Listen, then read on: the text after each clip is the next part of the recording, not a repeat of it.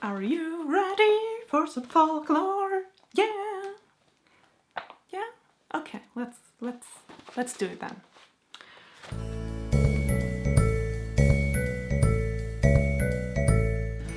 Hello fellow bookworms, it's Katie. So today we're talking about the little book of hidden people by Alda Sigmundsdóttir.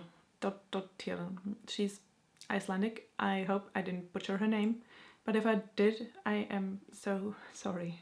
I didn't do that on purpose. This book contains, I think 20, might be wrong, but a few stories about elves from the Icelandic mythology. So it's a short story collection in a way. I really enjoyed this book. I purposefully chose this book because it was written by an Icelandic lady, so there's authenticity to the stories.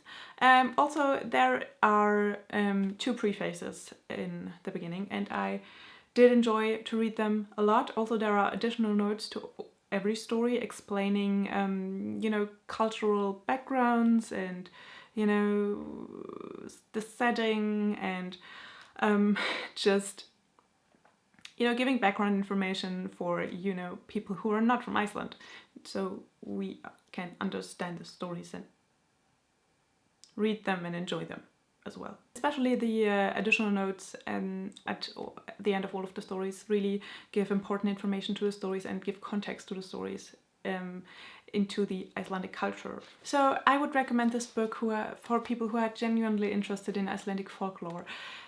These are not fun little fairy elf stories that you can read to your children. They're a bit, you know, they're folklore stories. They not necessarily have a point, or they're not necessarily read like a nice little story. They're not literary. They're folklore. So if you're interested in folklore, this is the book for you. If you just want to read some nice fairy tales, it's not for you. The only thing that I gave this book 4 stars. I really enjoyed it a lot. Going to check out Alda Sigmundsdóttir's other books on Iceland and Icelandic culture, because I think that is fascinating. Like, I love to learn about other cultures, and you know. So the only thing that I wish, all of these stories are from the 17th, 18th century, and they are very, like, you can taste the Christian flavor out of it. And I wish there were a little bit older tales, just because, you know, Icelandic culture is old. There were, you know, with the Vikings and shit like that. So I wish there were a little bit more older tales as well in here. And also it gets a bit repetitive after a time. There is one story especially that is, you know, just slightly altered from another story that is in here, but it didn't bother me too much because, you know, I know folklore. All the folklore stories are, you know, changing over time gradually and according to the region they are told in. So that didn't bother me too much. In the end, I really enjoyed it. I gave it 4 stars. I would recommend it to you if you are genuinely interested in Icelandic folklore. It's a nice little book, and yeah. I hope you enjoyed this. That was it for today. It's a very short review. It's also a very short book.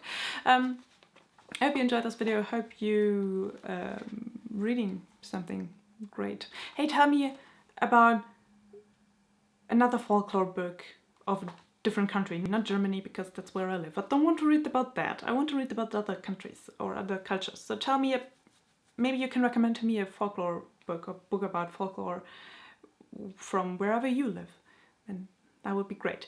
So I hope you're reading something wonderful. Hope you have a wonderful day, and I will see you soon. Bye!